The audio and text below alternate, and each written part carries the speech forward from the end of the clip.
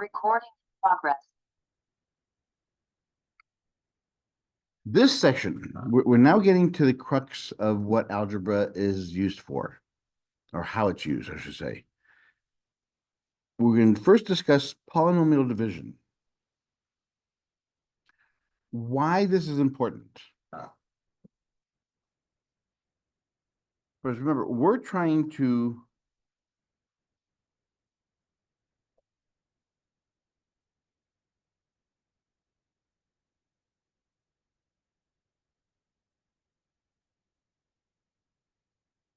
solutions. And I'm going to put solutions in quotes.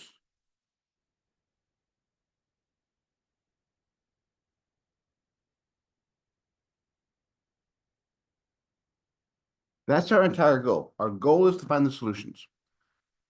When we say solutions, what does that mean? The x-intercepts.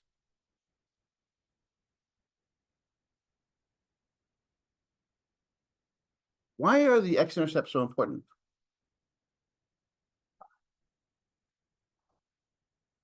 Because if you have the intercepts, then it could be like the baseline for the graph. Yes, it gives us, that's the only stationary point that we know. Because how do we find the x-intercepts? Set y equal to 0 and solve for x. It's a stationary point. It's a location.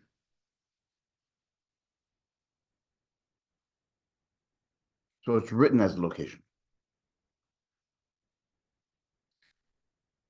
Another way we can look at solutions, these, because you notice, it makes our y equal 0, we call them zeros. Exactly, yes. It's just the x values, x equals some number a, that when you plug it into the equation, it equals 0. So it's just a point. It's not a location. It's a number.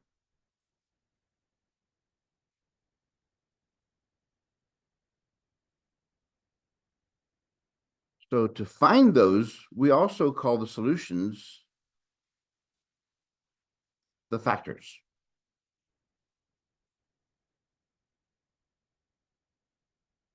Think about that. So all of these words are synonymous with each other. They all find the same thing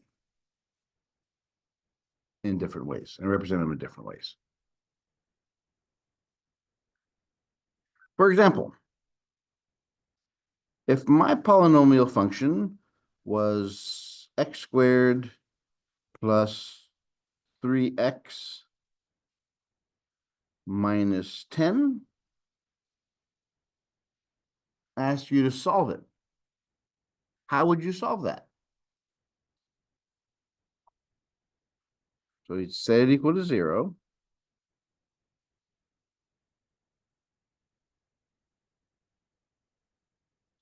And then if you can, you would, since this is quadratic equation, you'd use quadratic formula. But don't spend ting much time memorizing that formula because it only works for quadratic equations. If this was a cubed, a 4, or anything, it wouldn't work anymore.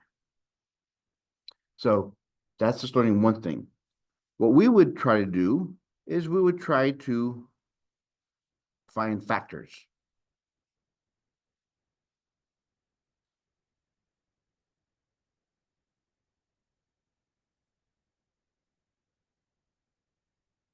So since we're looking for x squared, we're solving for x, the middle variable. What times what is x squared? X times x. What signs do we have? Since the second sign is odd, since negative, the only way that can be negative is if the signs in our factors are opposites. Just think about it. Where does this number come from? It comes from this number times that number. And the only way it can be negative is if they're opposites. And the bigger number gets the first sign if they're opposites. So we know the bigger number will go there.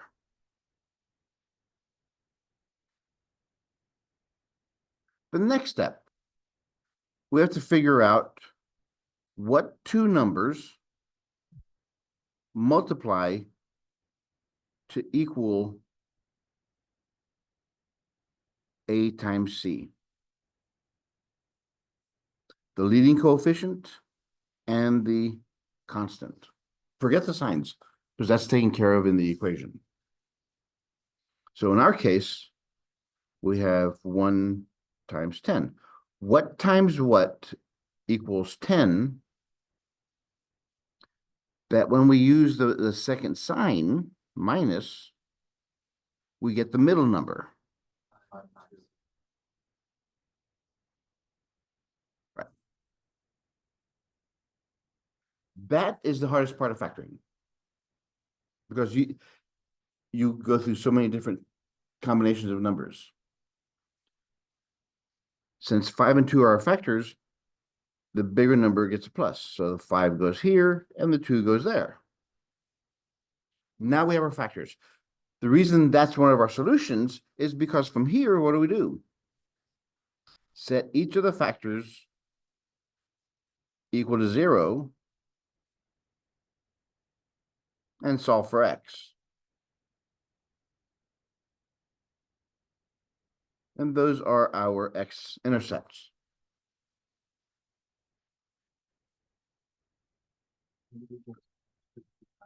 Of the numbers from the factor.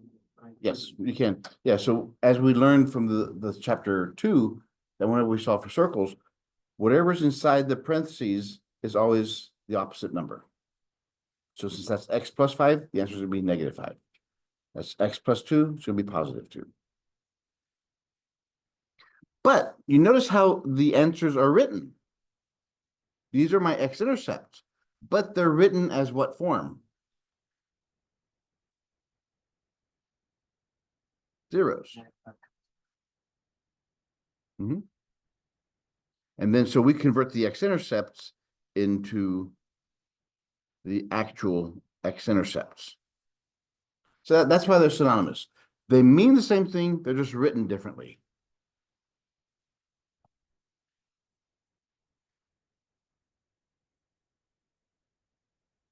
So from the factors, these are the factors, we get our zeros, which means we also get our x-intercepts. So they're all the same thing. They'll give us the same answers.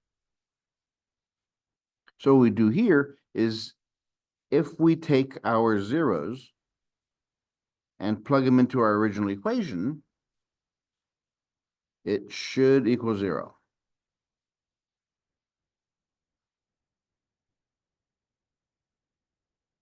Negative 5 squared is positive 25. Negative times positive is negative. 3 times 5 is 15. Negative 15, negative 10 is negative 25. So it equals 0. Likewise with the other number.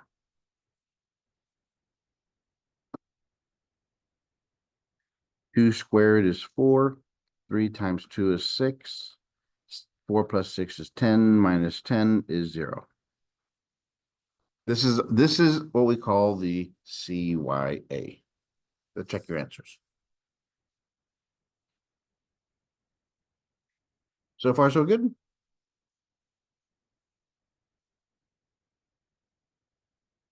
So what this tells us, it tells us that x squared plus 3x minus 10 can be factored, can be rewritten as that.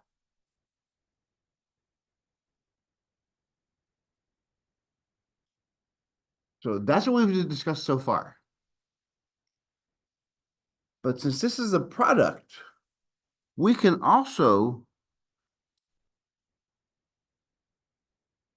if I have one of my zeros,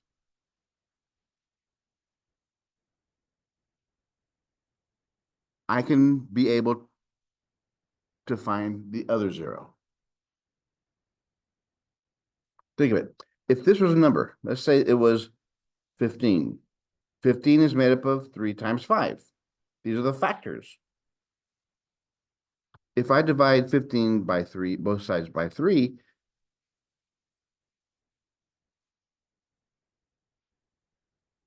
that's how I get my factors. So far, so good. And yeah, it's, you knew all this stuff already. It's just now we're looking at a different light. But if you think about it, any fraction problem is written in the same way. You have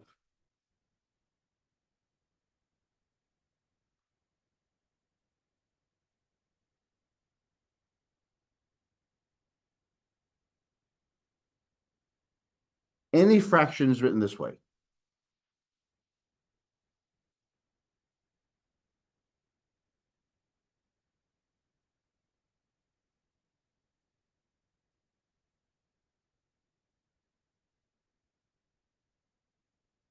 Let's do the examples first before we jump into this. No, since I put it up there, let's go ahead and define what these letters mean. The P of X, it's got a name. What is that called?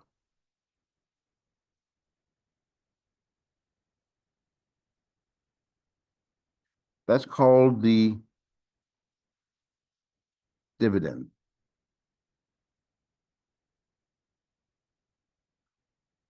The little, this is d of X. The little d of X, since I'm dividing by it, it's called the divisor.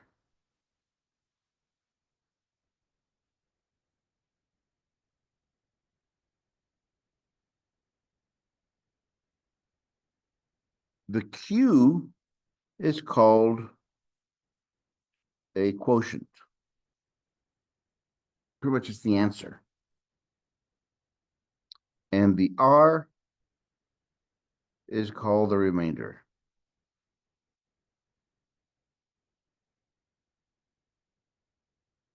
You notice they're all functions.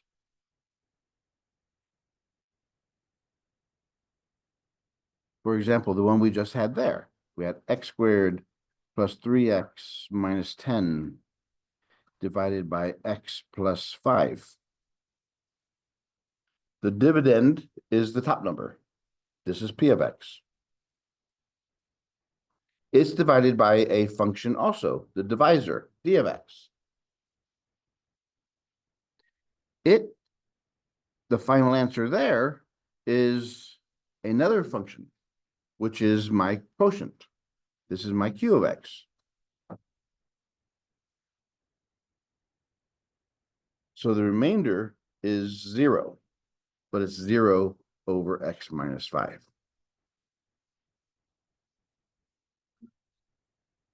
I'm sorry, x plus 5.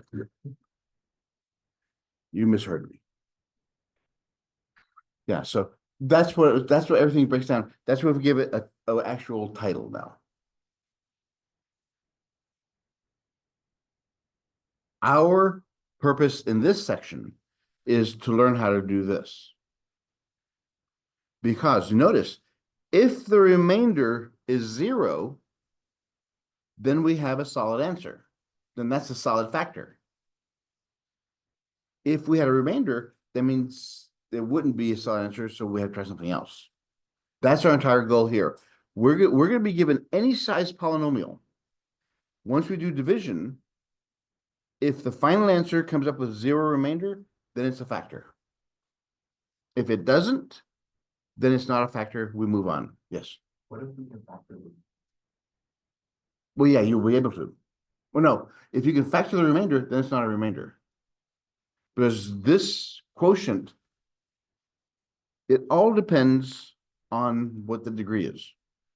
Because here we have one of the factors, and this is the other factor. Because next, that's right. No, it's for any polynomial. But see, remember, okay, whoever told you in the beginning of the course that whenever you have fractions and equal signs, what do? Get rid of the fractions. So if we divide everybody by x plus 5, I multiply everybody by x plus 5. So we have x squared plus 3x minus 10 over x plus 5 times x plus 5, x minus 2 times x plus 5, plus 0 over x plus 5 times x plus 5. We multiplied each term by the LCD. So these cancel. We get x squared plus 3x minus 10,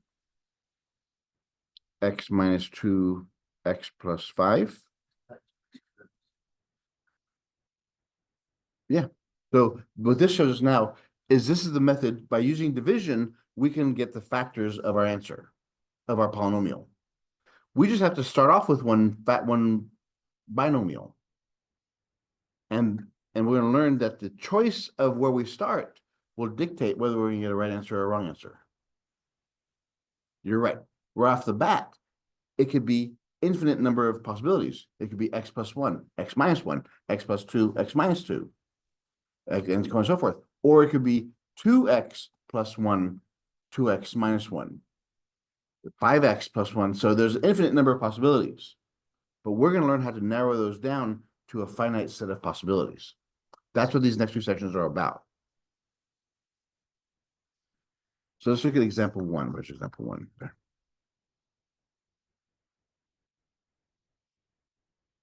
Example 1. It says divide to determine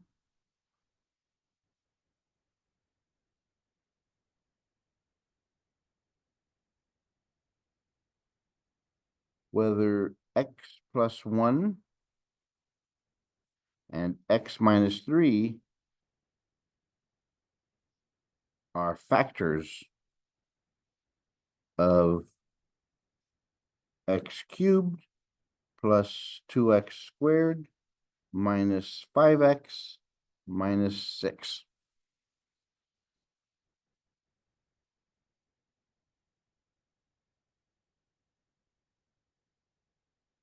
So determine whether these binomials are factors of this polynomial. What's that?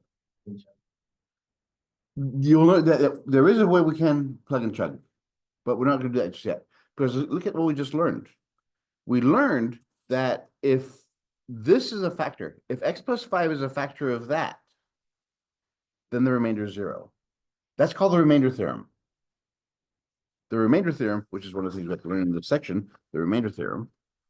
If you divide a polynomial by a binomial, and the remainder is 0, then that's a factor. If you don't have a 0 as a remainder, then it's not a factor, move on. So what we have to learn here is division of polynomials.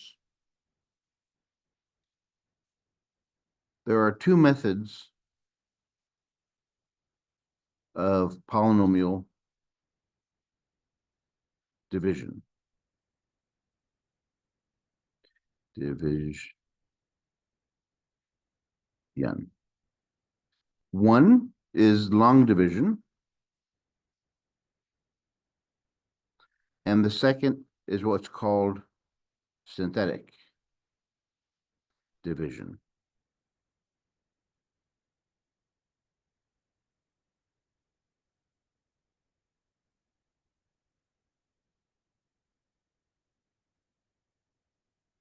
Long division is what we grew up with.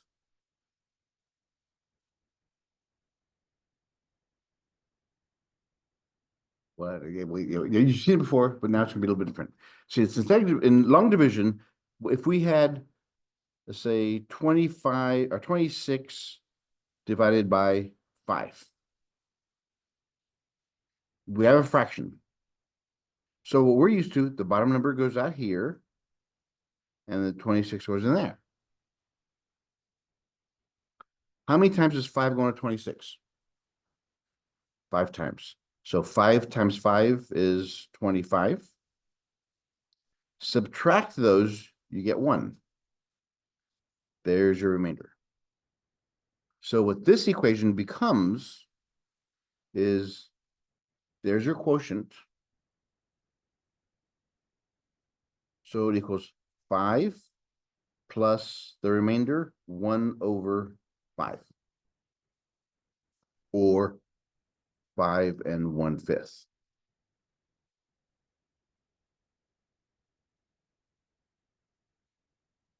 That's long division. It works the same way with polynomials. So is 5 a factor of 26? No. Well, we know that because it's got a remainder of 1. And also 5 times nothing equals 26. There's nothing that makes it equal 26. If it was 25, it was 5 times 5. Or 30, it's 5 times 6. Since we know that doesn't factor, we'll have a remainder. That's just a short example of what we just talked about. So for this one, we have to check if these two binomials are factors of this one. So we take x plus 1. That's the denominator. Goes into our divisor.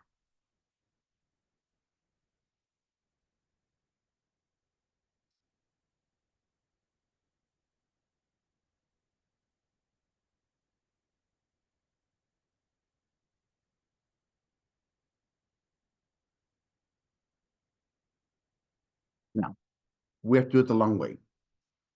It's always the leading terms that are important. So what times x gives me x cubed? X squared. Yeah, you have to be careful because 2x would be, it's different than x squared. Okay, so once we have that, we take this number, like we did here, we took 5 times 5, and we got 25. So we do the same thing here. X squared times x is x cubed. X squared times positive 1 is positive 1 x squared.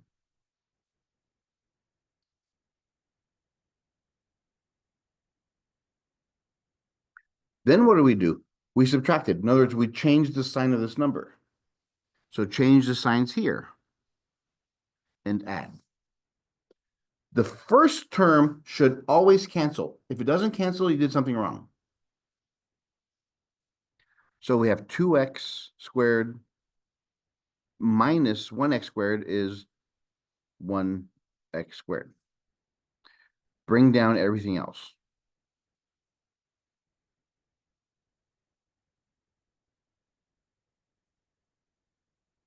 Repeat the process. Look at the first terms. What times x is equal to 1x squared? What kind of x? If I just put x in there, positive x. We have to have signs because if we just put x as x squared x, that doesn't mean anything. We have to have the signs that are very important because it could be negative. Because if this number here was negative 1x squared, I'd have to multiply by negative 1x to get x negative squared. So repeat the process. X times x is x squared. X times positive 1 is positive 1x. Then what do? Change the signs and add. The first terms cancel. Negative 5x minus 1x is negative 6x. And bring down everything else. And repeat the process. Look at the first term. X times what gives me negative 6x? So it's negative 6. So negative 6 times x is negative 6x. Negative 6 times positive 1 is negative 6. Change the signs and add. The remainder is 0. So is it a factor? Yes. But here's the beautiful thing about it. since we have a remainder 0, we know that one of our factors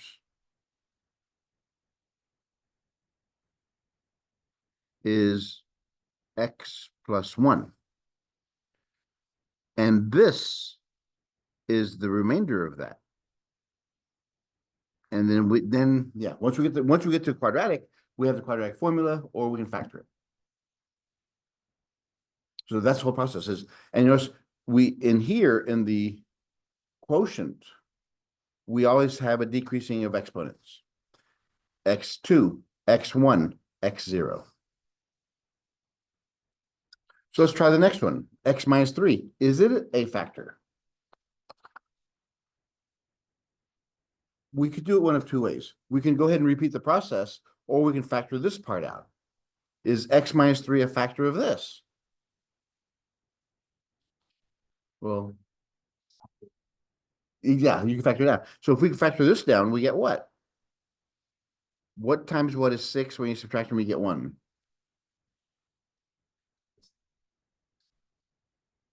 Yeah, so we know they're opposite signs.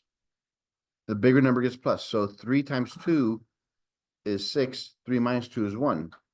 And it's positive, so it's 3 and 2. We know those are the factors. So is x minus 3 in there? No. So x minus 3, we know automatically that x minus 3 is not going to be a factor because we completed the process. But let's do it using division. I know. We have to go through this arduous, drawn out, step-by-step process first.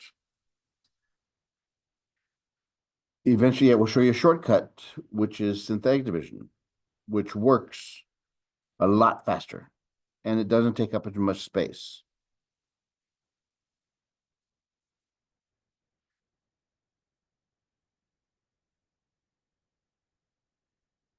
So we have that. So that becomes x minus 3. And inside there is x cubed plus 2x squared minus 5x minus 6.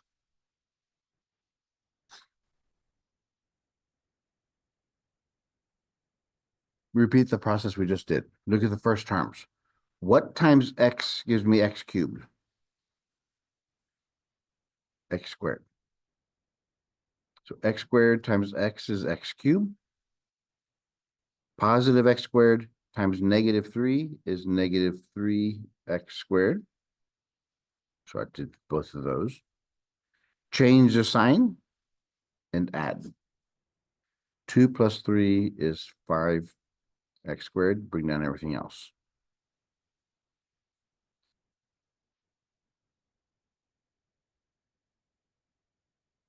And repeat the process. What times x gives me 5x squared? It's a positive 5, so it's positive 5x. You have to make sure the correct signs go up there. So positive 5x times x is 5x squared.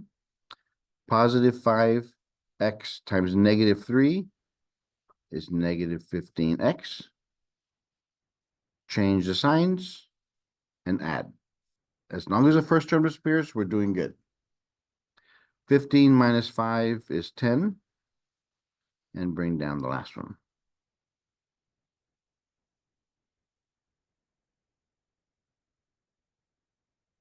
What times x is 10x? Positive 10. Positive 10 times x is positive 10x. Positive times negative is negative. 10 times 3 is 30. Change signs and add.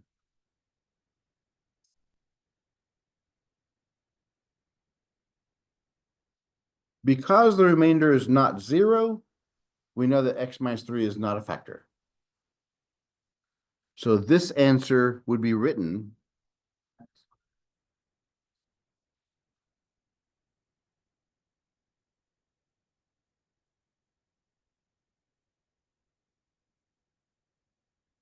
right. Whatever the remainder is goes on top over the denominator.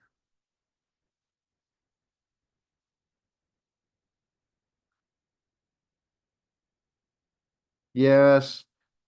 You have to know how to do long division. Because the shortcut I'm going to show you, synthetic division, only works. Synthetic division only works if the denominator is of the form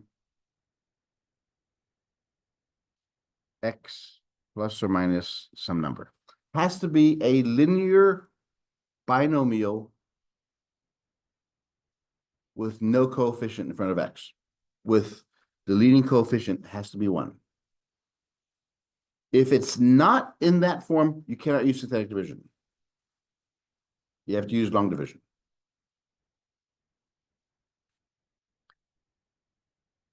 So let's go back to our equation. We have x squared plus 2x squared minus 5x minus 6 over x plus 1. Can we use synthetic division? Yes, since the denominator is of the form x plus or minus a number, we can use synthetic division. Synthetic division does not use letters, does not use variables, only coefficients and integers. And 2 only deals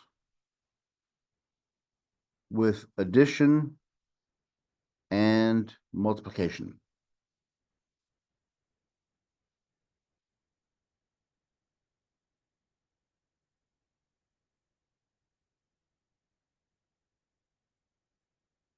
So here are our steps. First step.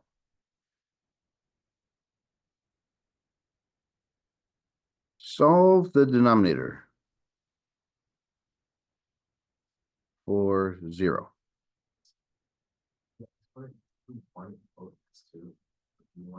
This is it's a 3. What are you looking at? No, I didn't. Yeah, good point. So we have to solve the denominator first. Set equals 0 and solve it. So in our case, it's going to be x plus 1 equals 0. So x is equal to -1. We're going to use this value in our long division. That goes on the very outside. And we know we're using synthetic division because that divisor is upside down. As opposed to this long division, this is upside down. That tells you it's synthetic division. Second step. Only use the coefficients inside the long division, the synthetic division thing.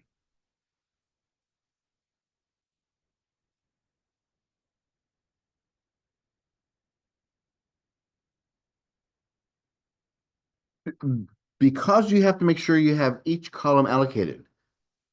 Remember, all we need to have inside here are our coefficients. So what I like to do is, since the first variable is x cubed, I just put these notes to myself on top. This one will have the coefficient of x cubed. What's the coefficient of x cubed? This one's coefficient of x squared, of x and the constant. Because if it's missing, I got to put a 0 in that column.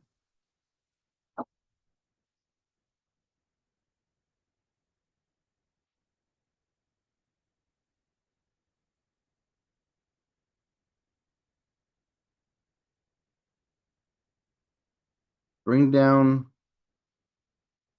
the first term. So bring down the first term.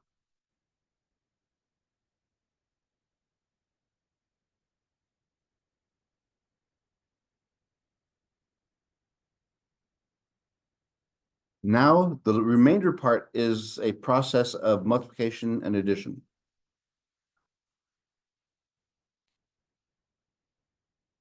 -1 times 1 equals -1. That's the multiplication. Add straight down. 2 plus -1 is 1. Repeat the process now.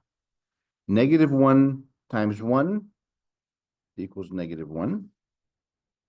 Add straight down. -5, -1 is -6. -1 times -6 is 6. This number here is your remainder.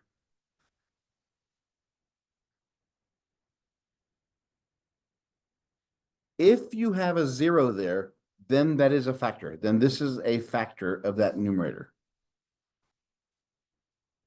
It also gives us the remaining polynomial.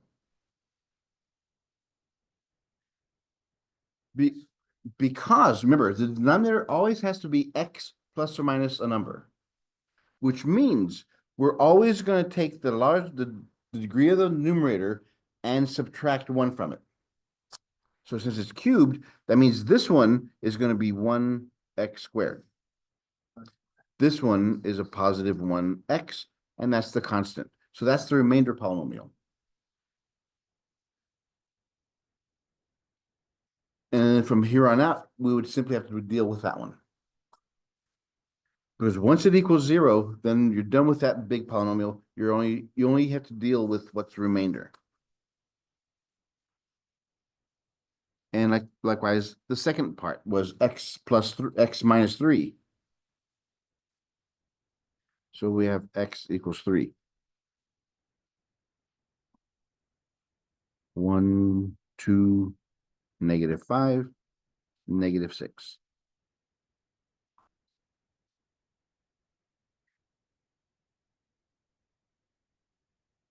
Remember, the second part of the question says, is x plus 3 or x minus 3, is that a factor? We're not going to test it. So on the numerator, we have the 1, 2, -5, -6, and the 3.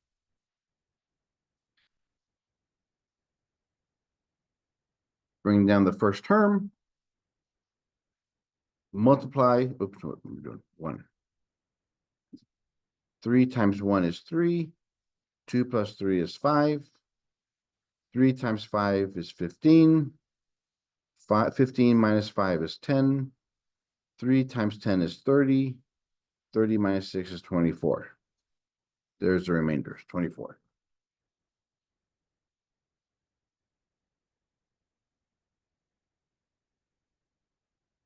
Pretty cool.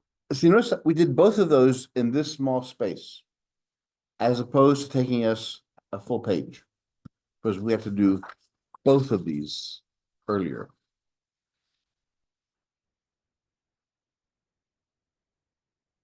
So far, so good.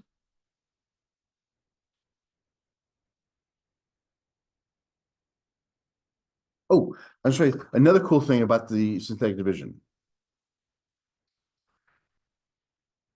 Because remember, if we plug in -1 inside our function, it should come out to be 0, right? If we plug in if we put +3 into the function, it's going to equal 24. Which means if I gave you a polynomial, let's see if I think I have that one as an example.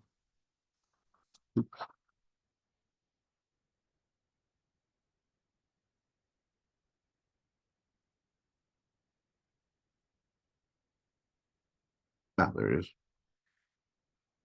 If f of x equals 2x cubed minus 3x to the 4th plus x cubed minus 2x squared plus x minus 8. We're going to be able to solve those kind of equations in the very near future. You can tell me the x-intercepts of this is a 5th. If I ask you to graph that, you can find me the 'After I teach you the process. We know the y-intercept already.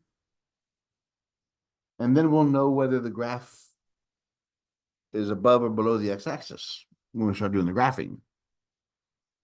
But here's this equation here. This is example 3.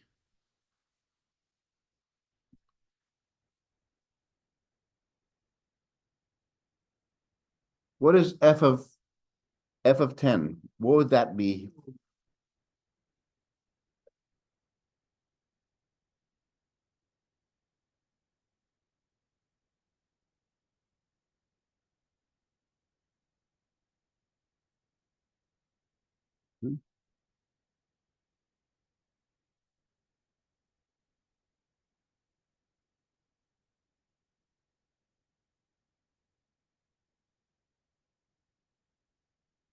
Yeah, because I know what you guys are doing. You're doing this, right? Anywhere I see an X, I put a 10.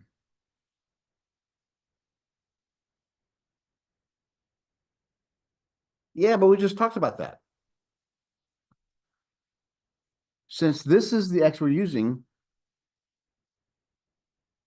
let's use synthetic division. Put the coefficients, so it's 2, -3, 1, -2, 1, -8. This is X to the 5th, X to the 4th.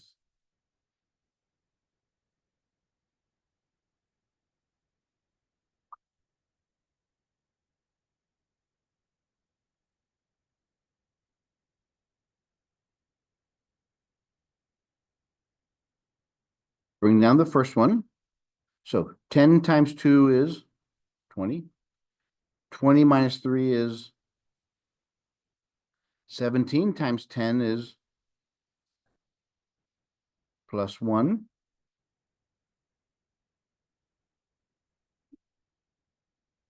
171 times 10 minus 2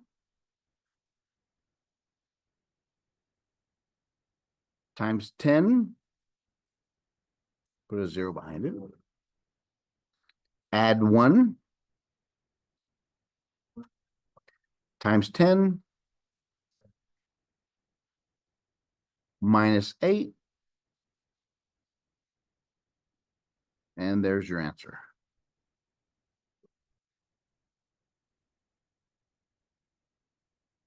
You don't have to go through and 10 times 10 times 10 times 10. So one with 5 zeros behind it, and then with 4 zeros behind it. This is the same thing, but a lot faster. That's the beauty of the synthetic division.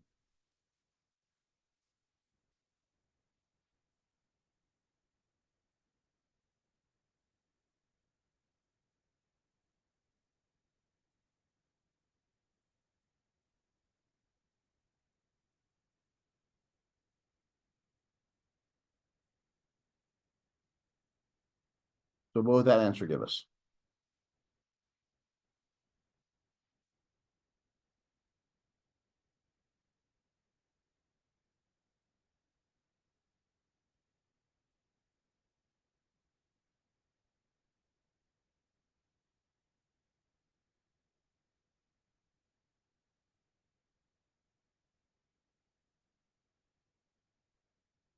No, no, well, yeah, I know that you got it right. Pretty quite straightforward, isn't it? It's 7. Just kidding. I haven't done it yet.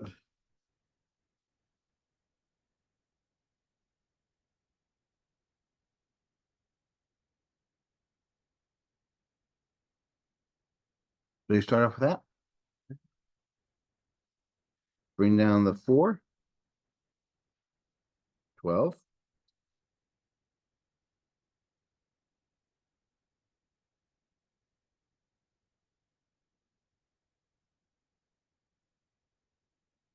That's what it equals. It is 7 and 7. So a lot faster than plugging number in there.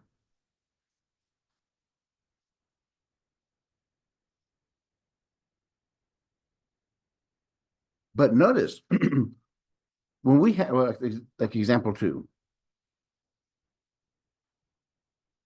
Our polynomial is 2x cubed plus 7x squared minus 5 divided by x plus 3.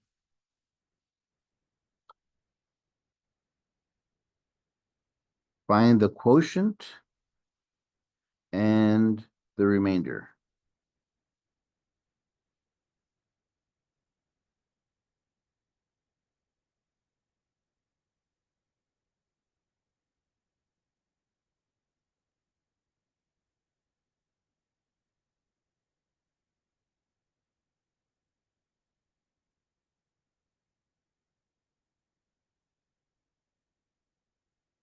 Yes.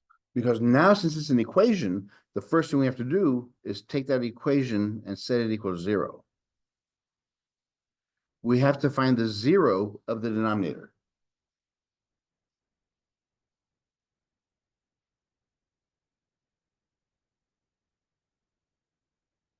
So we have x cubed, x squared, x, and constant.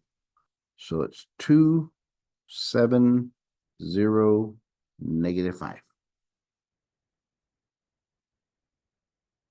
If you don't put that 0 there, it's gonna change what we have. It's a cubic equation, so we have to have 4 terms. You see it now? All this erasing now.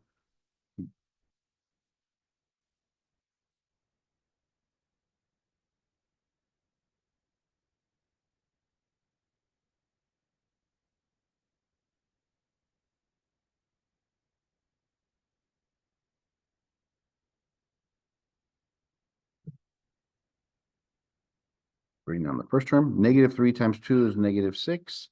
7 minus 6 is 1. -3 times 1 is -3 plus 0. -3 is +9. 9 minus 5 is 4. So the quotient, 2x squared plus x minus 3, and the remainder is 4.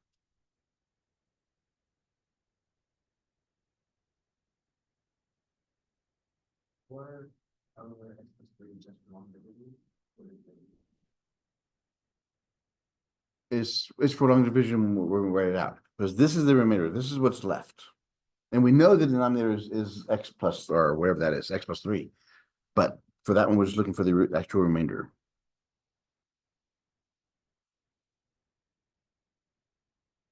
So far, so good. So you see the power of division, which is the topic that a lot of students really hate or get away from, but it's super powerful when it comes here. Unfortunately, when we start using this stuff to solve for larger polynomials, we will be forced to use fractions. And it will be long and drawn out. Example 4. What's that? Not in example 4, but in the next section, we'll use a lot of them. Now, right now, I'm keep numbers nice and small so we can get the process down. And once we get the process down, then you'll see it doesn't matter what we put in there. This one's saying is determine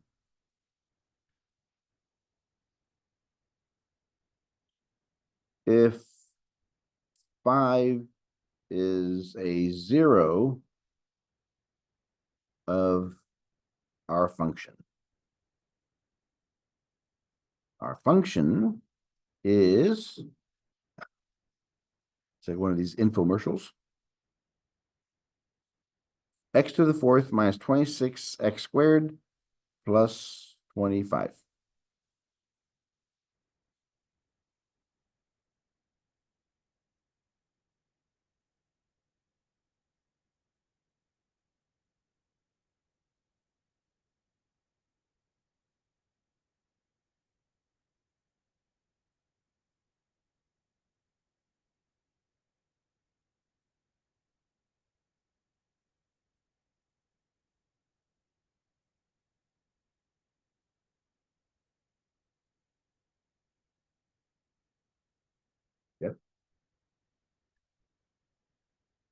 So we use synthetic division.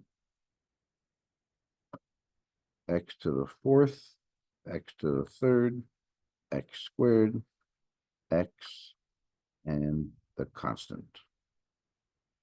So it's 1, 0, negative 26, 0, 25.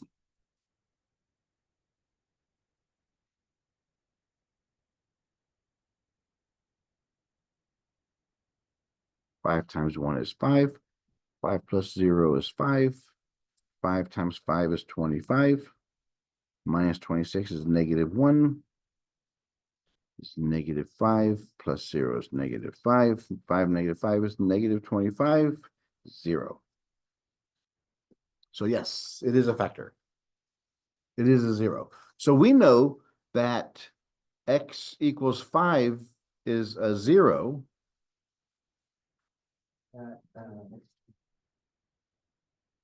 Of our function. Yeah, of our function.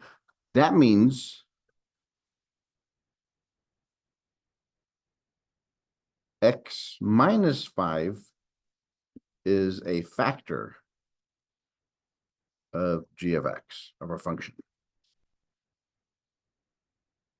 So now all we have to do is look at this polynomial, which is x squared plus 5x, no, x cubed plus 5x squared minus x minus 5.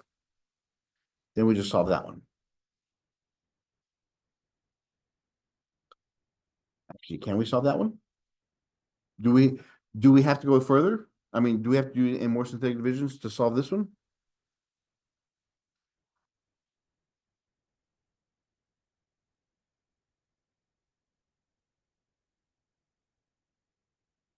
No, we can solve cubic functions. We only have one method right now to solve cubic functions, the grouping method.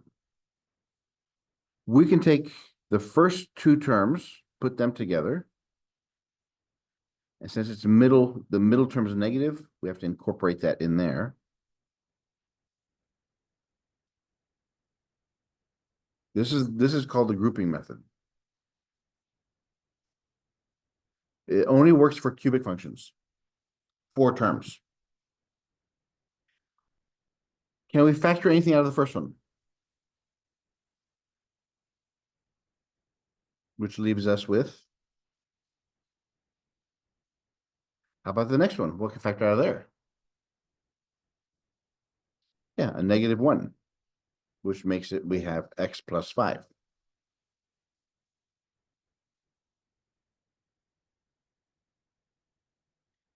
We have 2 terms. Do they have anything in common? They both have an x plus 5 in common. If I take out the x plus 5s, what am I left with? The coefficients. So here's another factor of our polynomial. Can we factor this one out? It's the difference of 2 squares. A squared minus b squared factors out to a plus b, a minus b. The difference of 2 squares. X squared minus 1 squared.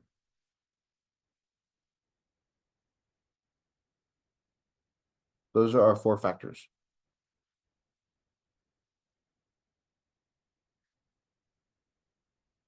So we have a lot of tools in our arsenal that we can use to start factoring these bigger equations. We just now factored a 4th order polynomial.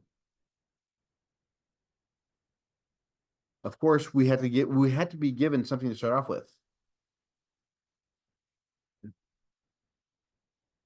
How many numbers can we choose to start off with? Infinity, positive and negative infinities. Okay, one more for this section, then we'll move on to the next section. Example 5.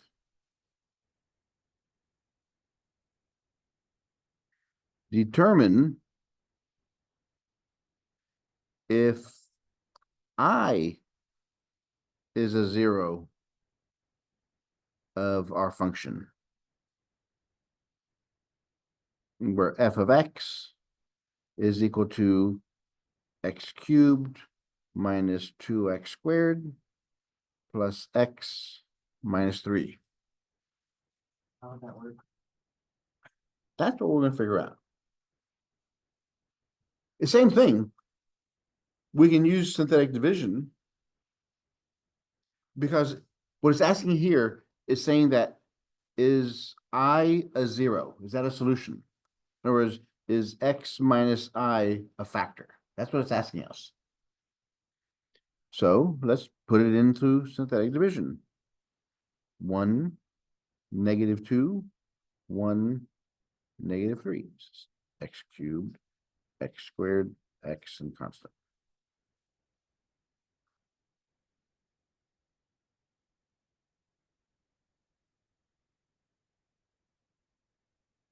Bring down the first term. What do we do with that? I times 1 is I. Then we have to add these. We get -2 plus I. Now we multiply. I times -2 plus I, we get -2I plus I squared.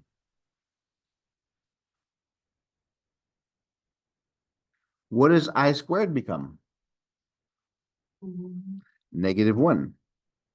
Remember, I squared is equal to -1. -2I minus 1 plus 1. The ones cancel, so we have -2I.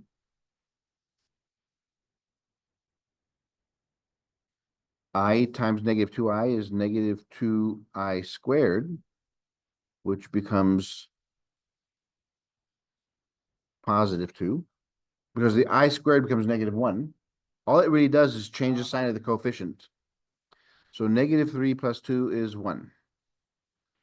So is it a factor? Is it a 0? No.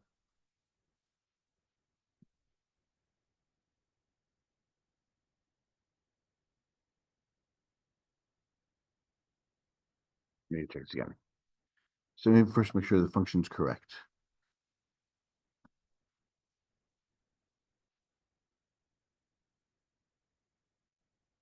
Ah.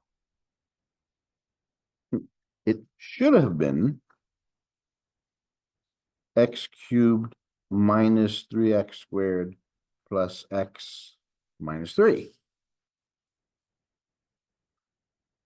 Let's see if I is a 0 of this one.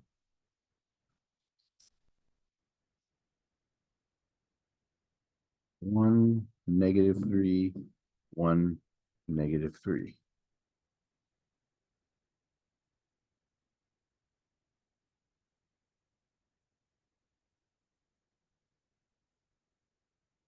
I times 1 is I, so we have -3 plus I. Multiply I times -3 plus I, we got -3I plus I squared, which becomes -3I minus 1. Plus 1 becomes -3I. I times -3I is -3I squared, which becomes +3. -3 plus 3 is 0. So I is a 0 of that polynomial.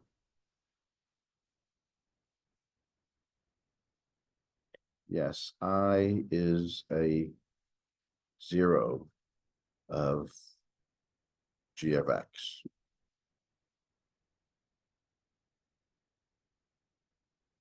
X minus I is a factor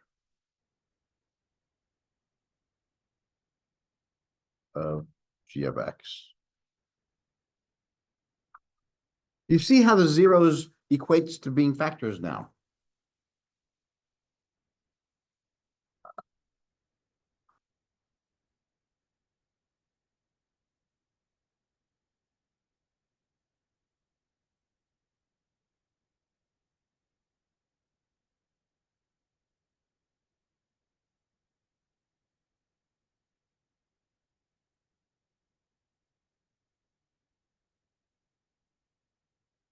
Example 6 leads into section 4.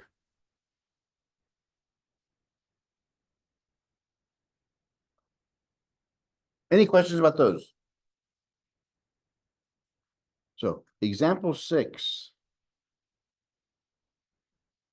says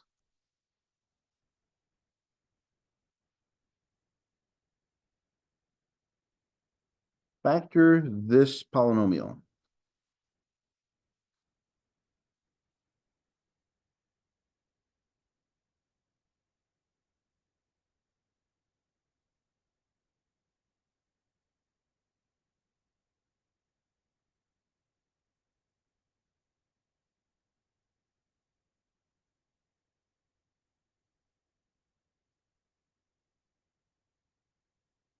It's all it gives us. It doesn't give us anything else. So what would we do? Where would we start? Yes, normally what we do, we start with x. We start with x equals 1, then -1, then 2, -2. We keep on going until we found one answer that works. But what if none of them work? What if the answers are fractions?